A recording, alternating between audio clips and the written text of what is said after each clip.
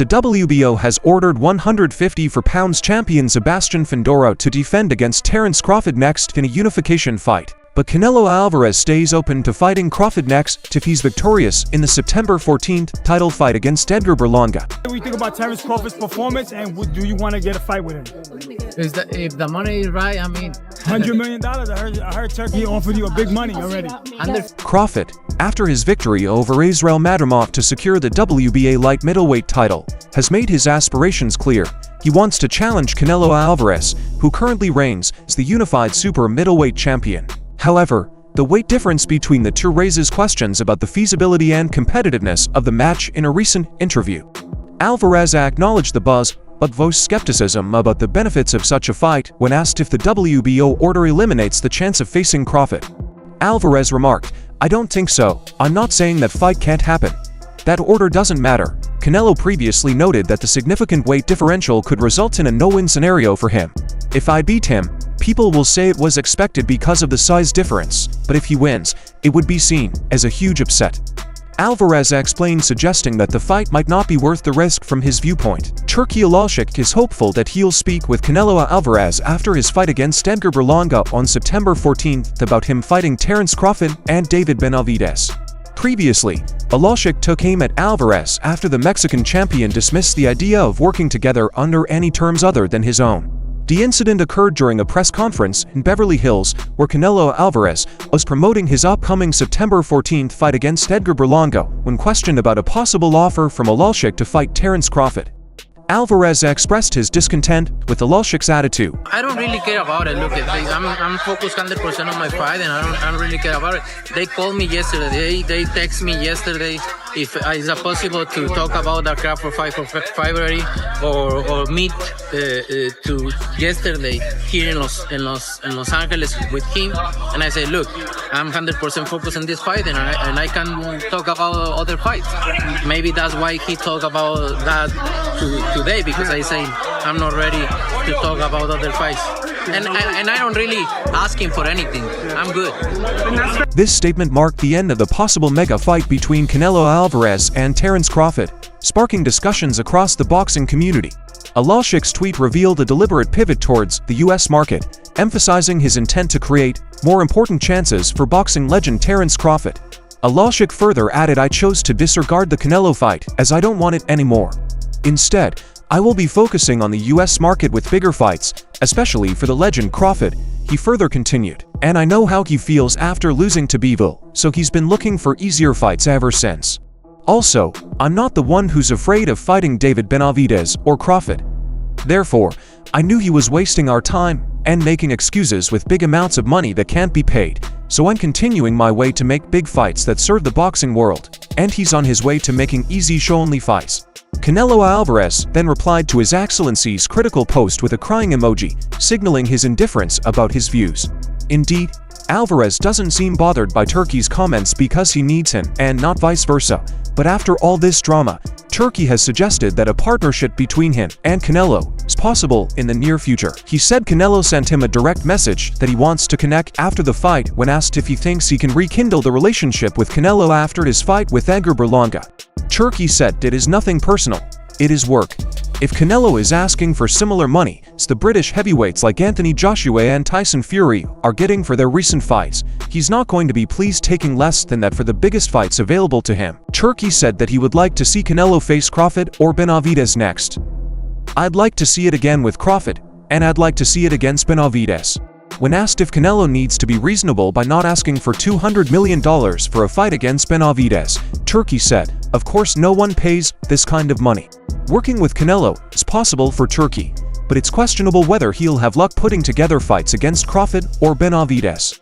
Canelo is already wealthy and makes valuable money facing less popular fighters. Canelo isn't worried about fighting an old, undersized fighter like Crawford. Still, facing a defensive guy coming off a poor performance against Israel Madrimov would not do much for him. It's a fight that helps Crawford more than Canelo, so the Mexican star would want to be paid well to make it worthwhile. Nothing is impossible. Let's see in the future what happens, but if someone can do it, it's Riyadh season," said Turkey, on his opinion that he'll be able to work with Canelo. Turkey also said that Crawford is only looking to fight Canelo next. He said, "I don't think Crawford will fight anyone except Canelo. This is my view. This is what I feel, but it is about him. We gave him an offer for Virgil Ortiz, and I don't know if he will take it or not. We have a deal to do a big fight for Ortiz if Crawford doesn't take the fight, but I don't think Crawford will take it. I think he only wants Canelo. I understand that. I respect all the athletes. Canelo said that if the money is right, then there is no problem with him fighting Crawford, but Canelo also said that Crawford will be an easy fight for him due to the weight class difference between the two fighters. The Sheik said that he would be willing to pay whatever you want to fight Crawford. Fine. Yeah. If he's willing to pay whatever I want, hands down. That'll work. So if yeah, you're in. So if the numbers were right with Crawford, you'll do it. Why not? Why not? I think Crawford, don't get me wrong, he's a great fighter. But for me, in my weight class, it's an easy fight. For me, easy money. So if the money is right, I'm in, because I don't like to fight guys like Crawford because he move a lot and the fight is not that great. I saw Crawford the last fight and he don't move that much now. So if the money is right, why not? Fundora promoter Samson Lukovic also said that he is sure the 30-day deadline to strike a deal is actually less than a 15-day deadline because Lukovic is convinced Crawford still has thoughts of fighting Saul. Canelo Alvarez said, "I'm waiting on an offer now, and I'm certain one will not come until after the 14th. I'd like to find out right now if Crawford's going to fight for the money or the titles. I believe he wants the money. Crawford will do everything he can to fight Canelo, and his team will not call me until after the fight." There is deep skepticism in the business over whether the Fundora-Crawford fight ever happens. El Witt, however, warms the conversation by saying this following Crawford's narrow August 3rd victory by unanimous decision over former World Boxing Association 154-pound title holder Israel Madrimov, winning the final 2 rounds on all 3 scorecards, decided the outcome in Crawford's favor after he failed to back or hurt the younger Uzbekistan fighter. Crawford is 37 years old, and Sebastian Fundora will kick his ass. If Crawford fights the way he fought A3, he has no shot. He will get knocked out by Fundora. Crawford has accomplished many big things in boxing, but victory over Canelo would be his biggest accomplishment. The super middleweight world champion has only tasted loss twice against Dimitri Bivol and Floyd Mayweather, and it's the Bivol battle that Crawford's trainer, Brian Bomac McIntyre, will be studying if a fight between Crawford and Canelo takes place. He said he made him move his feet if the fight ever materialized. That's the fight that I would go back and watch. I'd look at Mayweather versus Canelo too.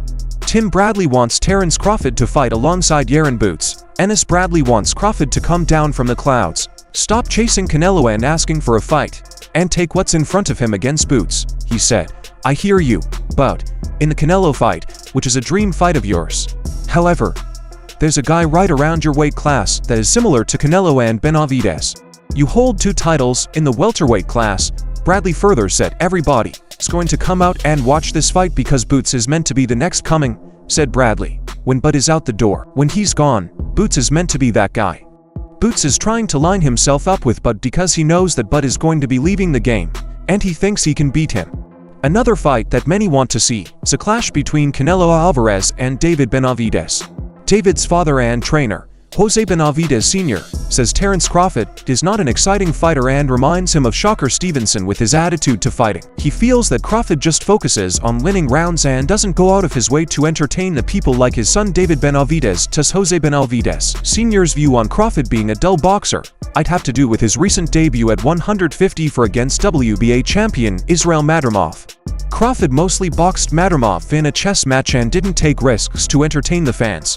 Jose said, "I'm not even going to compare David to Terence Crawford. David is an exciting fighter. David comes to throw punches and risk a lot. He comes to put on a show." Jose further compared Crawford with his stablemate Shocker Stevenson and said Terence Crawford is a really good boxer. "He always plays it safe and wants to win the rounds, but I don't think he risks it. He doesn't give the people excitement, and he's going to come and have a good fight with me." Terence Crawford is like Shocker Stevenson. Crawford's showing against Madrimov wasn't the most convincing. "I've been looking into a possible matchup against Canelo. Many think that the Mexican would be too much for Crawford." Mario Lopez said that Crawford shouldn't call out Canelo after this kind of showing.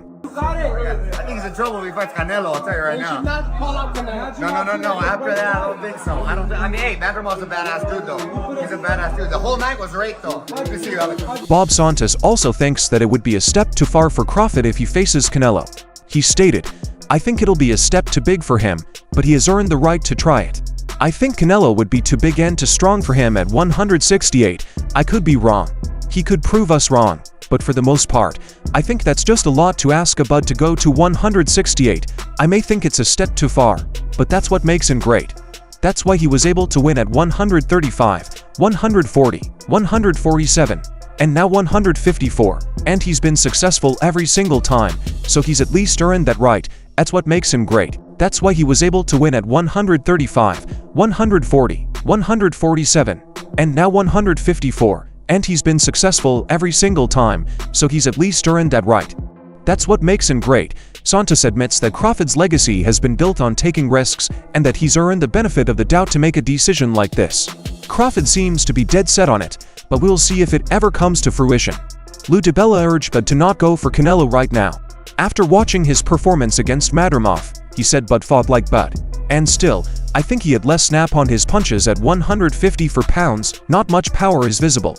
I think the results in Madrimov getting maybe too much credit. That and the frustration his bouncy, herky-jerky style was causing for Bud at 168 no, not now. Smith felt the weight jump didn't carry well for Crawford and advised him to stay at 150 for and not fight Canelo. Smith said Bud should stay at 150 for and not fight Canelo.